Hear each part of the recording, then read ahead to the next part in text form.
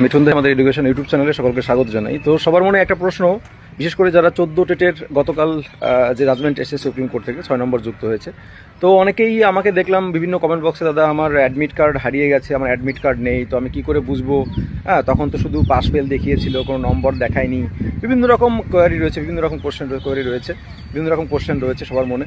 তো এর সমস্যার সমাধানটাকে আমি আপনাদের বলি, যেটুকু যা বুঝতে পারছি সমস্ত কিছু মিলিয়ে।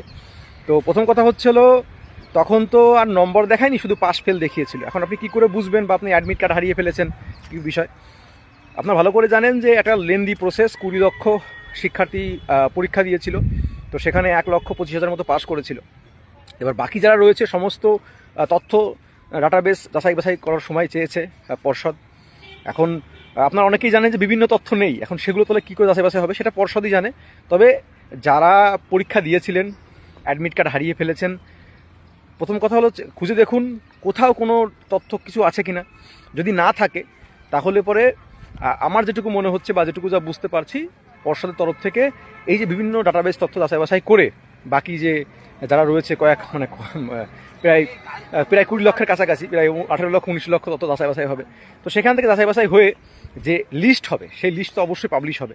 সেই লিস্ট কিন্তু পাবলিশ হবে, তো সেই লিস্ট থেকে কিন্তু আপনি আপনার নাম এবং ডেট অফ বার্থ দেখে এভাবে করে হয়তো খুঁজে নিতে পারবেন, এটা আমার অনুমান। তাছাড়া কিন্তু কোনোভাবেই আপনি আপনার অ্যাডমিট কার্ড যাচাই বাছাই করতে পারবেন না।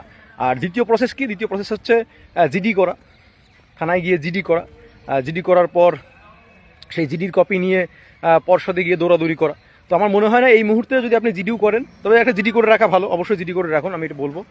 জিডি করে রেখে এবং জিডি করার পর সেই তথ্য নিয়ে যখন আপনি যাবেন, পর্ষদে যাবেন, তো এই মুহূর্তে আপনাকে আপনি জিডি করে গেলে পরে আপনাকে দিয়ে দেবে তা নয়, কিন্তু জিডিটা করে রাখুন। কারণ ইন ফিউচার আপনারা যদি ইন্টারভিউ যখন ডাক পাবেন বা কিছু হবে, যখন প্যানেল প্রকাশিত হবে, তখন কিন্তু পরবর্তীতে কাজে লাগবে। আর আমি যেটুকু যা বুঝতে পারছি তাতে এই তথ্য যাচাইয়ের পর যে 4 মাস সময় নিয়েছে, এর মধ্যে এরা সমস্ত ডাটাবেস তথ্য যাচাই করে দেখবে যে কারা 90 থেকে 6 নম্বর কম ছিল, বা এরকম 1 নম্বর 2 নম্বর 4 নম্বর 5 নম্বর 6 নম্বর কম ছিল। সেই সমস্ত তথ্যগুলো ডাটাবেস যাচাই বাছাই করবে। কতটা কি আছে জানি না, কী করে কি নম্বর ভরাবে সেটাও তোমরা ভালো করে বুঝতে পারছো কীভাবে কী করবে।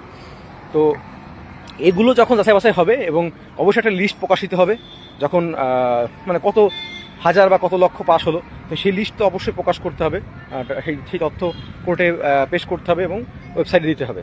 তো যখন পেশ করবে তখন সেখানে অবশ্যই আপনার রোল নম্বর, আপনার ডেট অফ বার্থ, আপনার নাম সমস্ত কিছু থাকবে। তো সেখান থেকেই কিন্তু আপনি আপনার তথ্য পাবেন, তাছাড়া কিন্তু এই মুহূর্তে তথ্য পাওয়া অসম্ভব। বুঝতে পারলেন? তো এই হচ্ছে এছাড়া কিন্তু